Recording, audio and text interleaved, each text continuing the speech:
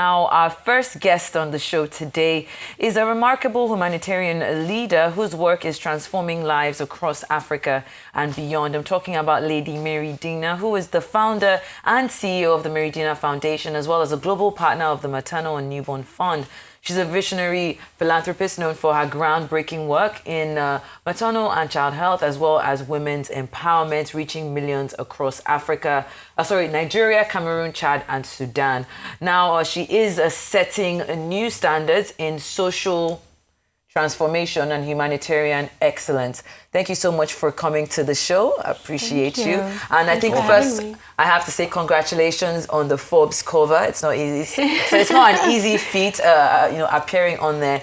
But I think the first question I have for you today really is, as regards your journey and your vision. You've built one of Africa's, let's say, a very impactful organization, as it were. What first inspired you to dedicate your life to service and social transformation? Yeah, thank you so much, first of all, for having me. The foundation started in 2005, so that's 20 years ago.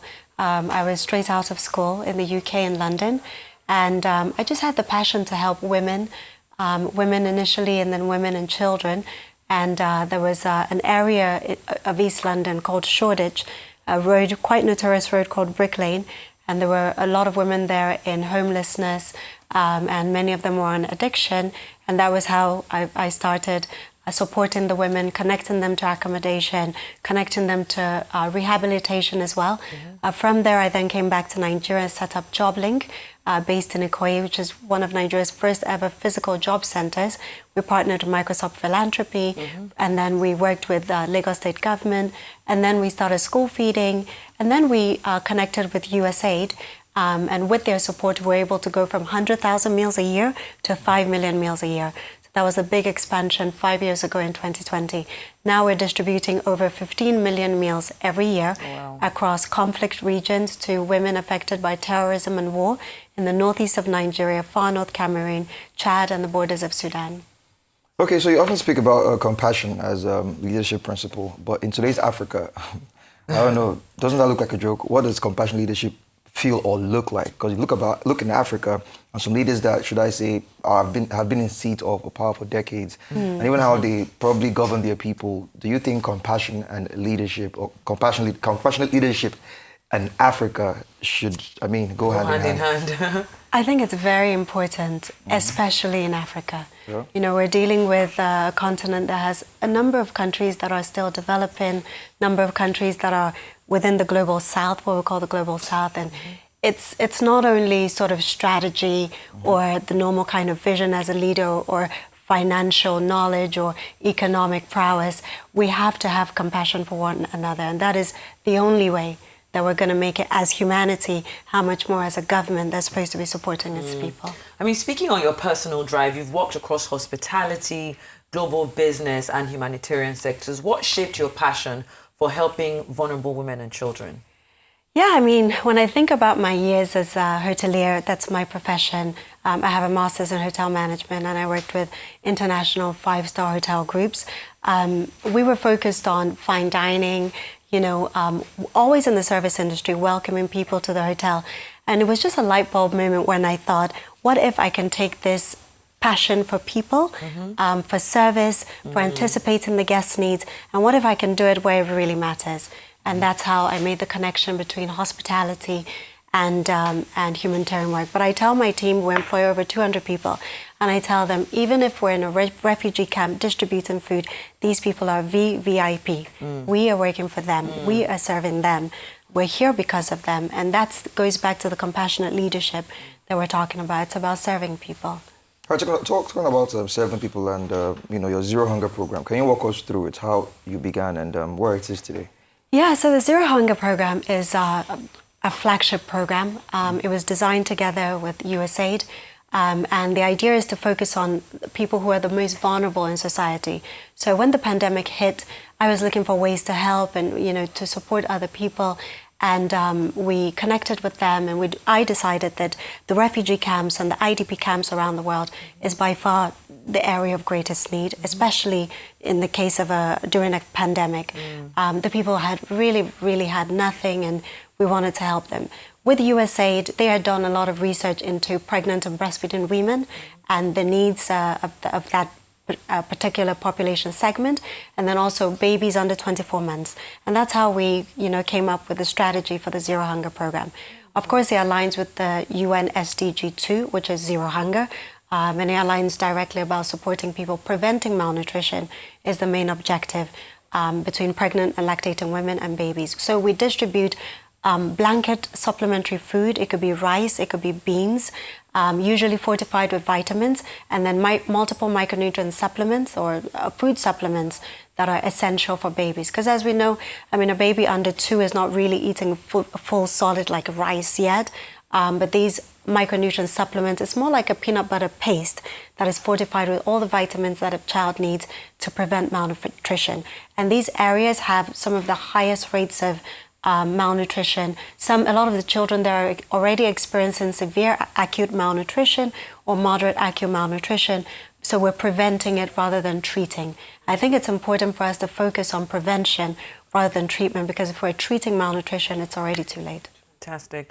Well, we talk about, over 55 million specialized meals, 10,000 women connected to maternal care, like you just said. Those in itself are staggering numbers. What has been the biggest challenge and triumphs that you've faced along the way? Well, the biggest triumph is being able to target and reach these women and babies. They're in very hard to reach regions. These are areas that access to it is in itself an issue. During the rainy season, especially in the far north of Nigeria, northeast, but then also Cameroon as well, just across the border of Borno and Yobe, you have an area called Mokolo, and the refugee camp we're operating, there are actually 65,000 Nigerian refugees who fled the conflict in the northeast. Trying to get our trucks across the border is a huge challenge. During the rainy season, we literally have to park the trucks with the food and wait for the sun to dry the water for the waters to go down. Those are the kind of terrains that we're operating in. And you can imagine the security risks with that. So it's huge challenges, security challenges, logistic challenges. Trucking the food from places like Lagos all the way to the northeast takes about 7 days by road. So it's a huge logistical feat, but it's worth it. I always say that the hardest people to reach are the most important to reach. All right, so before I wrap things up, I like the fact that you brought in Lagos. Now, you were recently appointed Special Envoy on child protection by Lagos State Government. Now, how have you been to use that position to sort of make a change? And I'll bring it to maybe around here on the island. There's a lot of kids begging in traffic. I think it's now a pandemic of some sort. You can't drive past Lekki, or not just Lekki, even around Lagos. Let me put Lagos. You can't drive around Lagos and not be, should I say, flanked by kids begging. And sometimes they even go as far as even being violent. So what are you doing using your position to actually bring that change? Yeah, so we work very closely with the Commissioner of Youth and Social Development, Honorable Bolaji Ogunlade, and together my focus is more the orphanages. And one of the first things I did was I visited, all of the key orphanages in Lagos State. The children who have no home, nowhere to go to. Some of them babies, some of them are found on the road and then taken to the orphanages. In terms of the children on the road, on the streets, it's becoming a serious issue. I know the Lagos State is working very hard on that to relocate those children. We've been working with some of the hostels, accommodations that they've built, to house them. And we're also working on the bridge between when some of them leave the orphanages and the government homes, before they go to university. So that is kind of like a transition phase. It's a transition phase, because they tend to leave the orphanages at the age of 15 and then they start university at 18. Those 3 years where they're maybe older and difficult for them to be adopted, but before they're fully independent, it's quite challenging. And we're working on creating and building new houses, renovating them to get them off the streets and make sure that we connect them to gainful employment and make sure that they're useful and valuable in their society. So what's next for, I know that you obviously have your hands full, but what's next for you? What's next for the Mary Dinah Foundation? And, for you personally, as you continue to scale your impact across Africa and beyond? Yeah, thank you so much. So it's 20 years now. Yeah. We've had a lot of impact when we see in terms of our results, what we've been able to achieve in the Northeast, for example. when we entered those communities in the northeast of Nigeria, about 80% of the women were delivering their babies at home with a grandmother or an auntie that kind of helps all the people in the community. As we know, West Africa and the Sahel region has one of the highest rates of maternal mortality. It's very dangerous to have a baby without a skilled practitioner. Now, in those communities we're in, the number of women giving birth in hospitals versus at home is about 89%.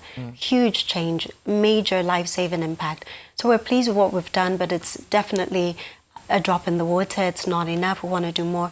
Our goal now is to focus on mothers in refugee camps around the world.